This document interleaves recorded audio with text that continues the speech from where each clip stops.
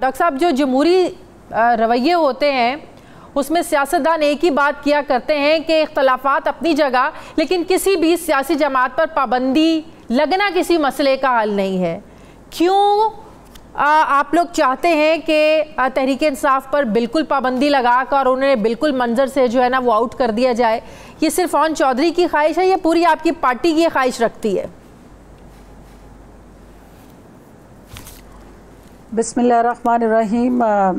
शाजिया, बड़ी अच्छी बात आपने की कि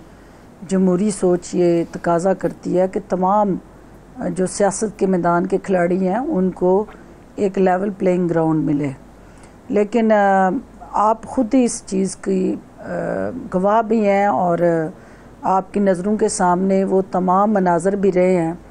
जिसके अंदर जो है वो एक सियासी जमात जो है उसने सियासत की आड़ में जिस तरह कौमी अदारों की बेतुकीरी की है,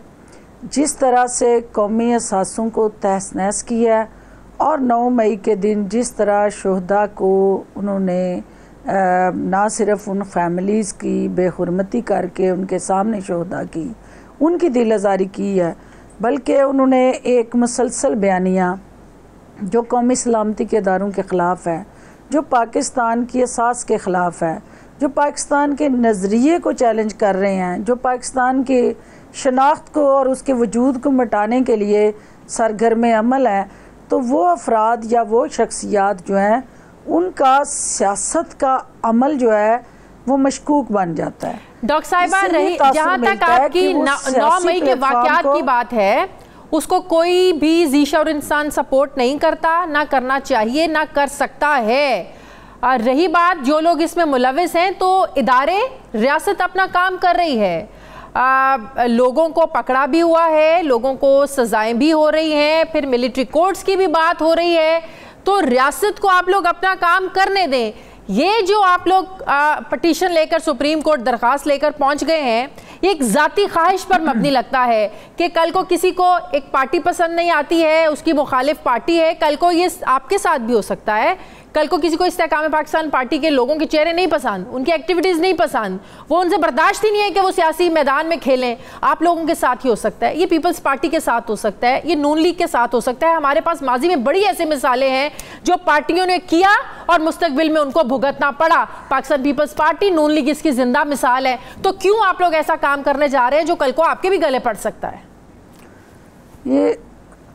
ये आपने अपने ही सवाल में उसका जवाब भी दे दिया है कि शाजिया, अगर हमारी ये स्याकारियाँ होंगी, अगर एज आ सियासी जमात हम ये काले करतूत करेंगे और अगर हम रियासत जो माँ के जैसी है उस पे चढ़ाई करेंगे, जलाओ गिराव करेंगे और कौमी असासों को नुकसान पहुँचाएँगे, तो हमारे ऊपर भी पाबंदी लगनी चाहिए। हर उस जमात पे लगनी चाहिए जो पाकिस्तान के वक़ार, तशख़्ख़ुस और पाकिस्तान की कौमी सलामती को दाव पे लगाए। रही बात ये कि कोई किसी शख्स का पहली दफ़ा से उठाया गया कदम नहीं है। आप मुझे बताएं कि वो कौन से हालात थे, वो क्या सूरत हाल थी, वो क्या ग्राउंड रियलिटीज़ थी जिसकी बुनियाद पे पाकिस्तान पीपल्स पार्टी, जिसका निशान तलवार था, तो उससे जो है पाकिस्तान पीपल्स पार्टी पार्लियामेंटेरियन ने जन्म लिया और निशान जो है वो तीर आया। ये क्या आपको वो माजी भूल चुका है? फिर उसके बाद आप ताज़ा मिसाल, अगर आप उस वक्त नहीं थी उस पॉलिटिकल प्रोसेस के अंदर, ग्रूमिंग या ओरिएंटेशन नहीं थी, तो अभी ताज़ा आपके सामने अल्ताफ़ हुसैन जो पॉपुलैरिटी का चैम्पियन था, तो जो हमारी MQM थी, उसका जो हशर हुआ, जो जब उसने एक इशारे पे कराची को बंद कराना और अपनी पॉपुलैरिटी के झंडे गाड़ना, वो तो किसी से ढका छुपा नहीं है। लेकिन जब उन्होंने पाकिस्तान की शनाख्त को, पाकिस्तान के नज़रिए को, पाकिस्तान की रियासत को, पाकिस्तान के कौमी मफादात को चैलेंज किया, जिस तरह यहाँ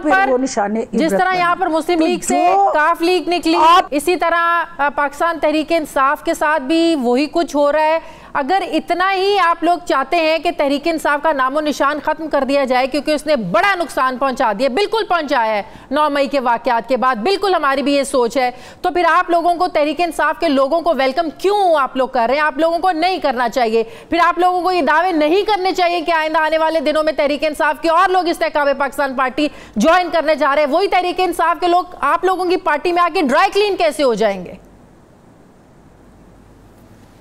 ये बड़ा इम्पोर्टेंट सवाल है और मुझे उस पर बात करने का मौका दें। देखिए, बात ये है कि तहरीक इंसाफ एक प्लेटफार्म है, तहरीक इंसाफ एक फोरम है। तहरीक इंसाफ जो है वो एक सियासी जमात है जिसके अंदर मुख्तलिफ लोग जो हैं वो एडअप होते रहे और फिर उसके अंदर से लोग माइनस भी हुए। अब इस सिचुएशन में 9 मई के बाद 2 तरह के किरदार PTI के अंदर आपको नज़र आएंगे। एक वो किरदार हैं जिन्होंने उस पूरे माइंडसेट की आबियारी की, उन्होंने पूरा वहाँ ज़मान पार्क में बैठ के उस जहरआलूद प्रोपोगंडे को जो है वो नौजवानों के ज़हनों में डाला और एक प्रोसेस के तहत वो क्राइम पार्टनर बने और उस पूरे अमल के अंदर हिस्सेदार रहे और वो PTI के अंदर थे। वो पूरे का पूरा एक जत्था कह लें, एक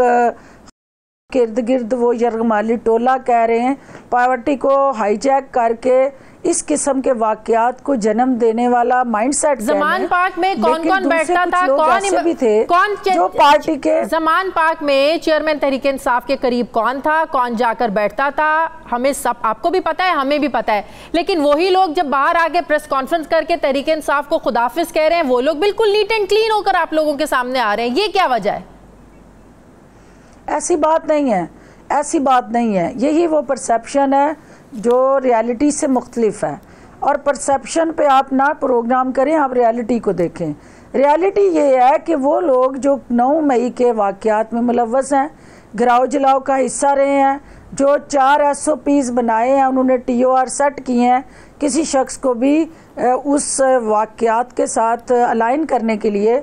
अगर वो उस TOR और SOPs का हिस्सा है तो किसी सूरत भी IPP ऐसे लोगों की ना सरपरस्ती करेगी और ना उन लोगों को ओन करेगी। अब उस जमात के अंदर जो बैठे लोग हैं जिनकी आवाज़ जो है वो के कानों तक पहुंचती थी लेकिन उनको वो सुनाई नहीं देते थे क्योंकि उनकी मर्ज़ी का बयानिया नहीं बता रहे होते थे, और वो लोग जो उनके इर्द गिर्द थे वो उनको वो तमाम मनफी सोच के साथ जुड़ा एक जहरआलूद प्रोपोगंडा दे के उनके मनपसंद टोले के अंदर उनके नवरत्न बन गए थे। उनको आप एक पलड़े में ना तोलें, उन दोनों का जो किया है वो डिफरेंट है। एक है कि कोई पार्टनरशिप में जाके उसने ये एज अ क्राइम पार्टनर ये सारा क्राइम ऑफेंस किया है, दूसरा ये है कि उस जमात के अंदर वो एक साइलेंट ऑब्जर्वर रहा, उसने अपनी राय दी लेकिन उसकी राय नहीं सुनी गई और वो उस सिस्टम का विक्टिम बन गया, वो उस जमात का विक्टिम बन गया। जो PTI के माइंडसेट के विक्टिम है, उस इंतहा पसंद सोच के जो विक्टिम है, हम उनको आवाज़ दे रहे हैं, हम उनको बुला रहे हैं, हम उनको अपने साथ खड़े कर रहे हैं क्योंकि पाकिस्तान के अंदर एक नई सियासत और एक नया कल्चर पॉलिटिकल लैंडस्केप पे जन्म लेने जा रहा है। और हमें खुशी है कि हमारे वो साथी जो पाकिस्तान को बदलने के लिए पाकिस्तान तहरीक इंसाफ का हिस्सा बने थे, जो पाकिस्तान के अंदर रिफॉर्म्स के लिए जदोजहद करने आए थे, जो पाकिस्तान में रूल ऑफ लॉ को पाकिस्तान में इम्प्लीमेंट होता देखना चाहते थे, उनकी हसरत भरी निगाहें जो हैं अपनी हुकूमत के अंदर भी वो सब कुछ ना देख सकी। और जो हमने कमिट किया, हम अपने मैनिफेस्टो पे एक किसी हिस्से पे भी अमल नहीं करा सके, तो उन मायूस लोगों को हम इकट्ठा करके पाकिस्तान की बेहतरी के लिए एज एन एसेट यूटिलाइज करना चाहते हैं। सियासत के मैदान में आप लोग तहरीक इंसाफ को बिल्कुल आउट देखना चाहते हैं। IMF बशमूल तहरीक इंसाफ सारी सियासी जमातों से IMF का वफ्द मिल रहा है, उनसे जो स्टैंड बाय एग्रीमेंट है उसके बारे में बात कर रहा है, यकीन दहानियाँ मांगी जा रही हैं, सियासी इस्तेहकाम की बात हो रही है। इंटरनेशनल इदारे जब एक पार्टी को एक्सेप्ट कर रहे हैं तो आप लोग कैसे एक पार्टी को ख़त्म करने के बारे में सोच सकते हैं या उसको तहलील करने के बारे में? या जी, पहली बात ये है शाजिया, पहली बात यह है कि इस मुल्क का फ़ैसला इस मुल्क के अवाम ने करना है, इस मुल्क के अदारों ने करना है। इंटरनेशनल अदारों के हाथ में कठपुतली बन के जिस तरह पीटीआई खेलती रही है और जिस तरह से वो उनके इशारों पे नाचते हुए पाकिस्तान के अदारों की बेतुकीरी करती रही है, तो उन अदारों की हैसियत और उन अदारों का जो रोल है वो हमारी नज़र में इतना अहम नहीं है जितना पाकिस्तान की। डॉक्टर साहिबा उस सारे दौर में जितना अरसा आप वजीर रही, तहरीक इंसाफ का हिस्सा रही, जो नुकसान पहुंचाया, हम कठपुतली बने रहे, इन इदारों के हाथों में अवाम को नुकसान पहुंचाया, क्या फिर उतने अपने उस अरसे के लिए आप इस कौम से माफी मांगती हैं? सबसे पहली बात तो यह है कि अगर मैं उस सिस्टम को चैलेंज ना किया होता और उनके साथ खड़े होके वो सब कुछ आंखें बंद करके अपने मफाद के लिए देखती रहती, बोलती ना, या उसको रोकने के लिए कुलाए अमल और हिकमत अमली ना देती, तो वो मैं एंड तक उसी टीम के साथ खड़ी नज़र आती। जब मैंने उसको रजिस्ट इसलिए किया कि जो मैं देख रही थी वो पाकिस्तान नहीं था जिसके लिए हम पीटीआई का हिस्सा बने थे, और ना वो थे जिनको हम हीरो मान के एक सादक और अमीन के लबादे में वहाँ पाकिस्तान को बदलने के लिए निकले थे। हम सियासत के अंदर, मैं जब आई हूँ तो मैं ना रोज़गार के लिए आई हूँ ना कारोबार के लिए आई हूँ। इस मुल्क के अवाम को जो एक तरक्की याफ्ता बेहतर खुशहाल पाकिस्तान है उस ख्वाब की तबीर के लिए आई हूँ। और अगर वो लीडर नारे लगाए कि मैं तबीर दूंगा तो ये को मेरा जुर्म तो नहीं है कि मैं उसके साथ जाके खड़ी हूँ। और जब मैंने देख लिया कि वो सिर्फ नाराबाजी और दसो सज्जी ते मारो खब्बी अवाम को बेवकूफ बनाने का, लेकिन मजा आता ना, सर्विस थी, मजा आता तो ना कि जब वजारतें आपने छोड़ी, डिस्कनेक्ट होना भी मेरा हक था, और जो मैं 1 साल पहले डिस्कनेक्ट कर चुकी थी। डॉक्टर साहिबा ज़मान पार कितनी दफा देखा। डॉक्टर साहिबा वो कहानी और बड़ी है, वो कहानियों को हम छेड़ने बैठे तो हमारा पूरा प्रोग्राम गुजर जाएगा। डॉक्टर साहिबा मजा तब आता जब वजीर होते हुए इन सारी चीज़ों से इख्तलाफ करते हुए एक बड़ी प्रेस कॉन्फ्रेंस करके उन वजारतों को आप ठुकराती और कहती कि ये मुझे इख्तलाफ है, 6 महीने हुए हैं मुझे वजीर बने हुए, तो ऐसी ना तो मुझे वजारत चाहिए, ना ऐसा चेयरमैन चाहिए, ना मुझे ऐसा वजीर आजम चाहिए, तो फिर ये कौम भी आपके साथ खड़ी होती। मैडम आप मेरी कौम मेरे साथ है, आप मेरे साथ आ जाएं और आएंगी इंशाल्लाह। वो वक्त आएगा कि जब आपको पता चलेगा कि जो मैं कह रही हूँ वही हकायक हैं, क्योंकि आपने आंखें बंद की हुई हैं, मैंने आंखें खोली हुई थी। क्योंकि जो प्राइम मिनिस्टर के करीब होता है वो देख रहा होता है कि प्राइम मिनिस्टर का कॉल और फेल क्या होता है, और अगर कॉल कुछ और है फेल कुछ और है तो फिर आप उसके साथ स्वाय तसादम के और कुछ नहीं हो सकता था। डॉक्टर साहिबा आप लोगों की तसादम करके घर आ गई थी।